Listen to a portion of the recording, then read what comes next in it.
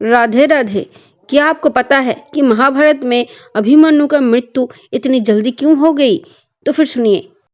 भक्तों, जब भगवान का आविर्भाव या अवतार इस धराधाम पर होती है तो फिर वह अकेले नहीं आते हैं। उनके साथ साथ बहुत सारे देवी देवताएं, भक्त आदि सभी लोग इसी समय पर जन्म लेते हैं। जैसे कि युधिष्ठिर स्वयं धर्मराज थे, भीम पवन देव के पुत्र थे और देवराज इंद्र के पुत्र थे अर्जुन जी।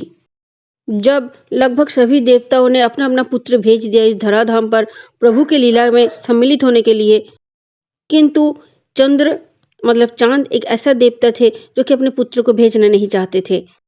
सभी देवताओं के आग्रह करने पर चंद्र ने यह शर्त रखी कि मेरा पुत्र सिर्फ 16 साल के लिए ही पृथ्वी पर जाएगा और मेरे पुत्र का जो पुत्र होगा वही उस पांडव वंश का राजा होगा।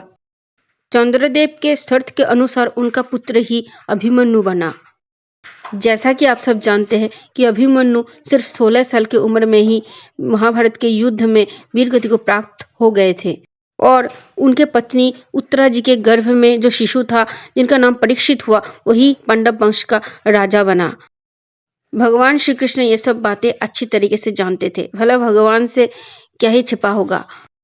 इसीलिए अभिमन्यु चक्रव्यूह को तोड़कर अंदर कैसे जाया जाए ये सब अपने माँ के गर्भ में ही अपने पिता से सुन लिया था, किंतु उस चक्रव्यूह को तोड़कर कैसे बाहर निकला जाए ये उसने कभी नहीं सीखा और यही उसके मृत्यु का कारण बना।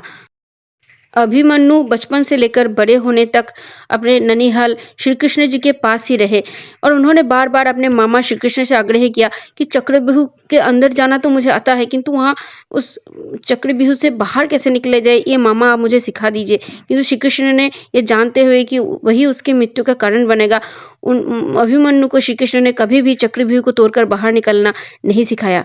कहा कि बाद में सीख लेना और वही मृत्यु बना।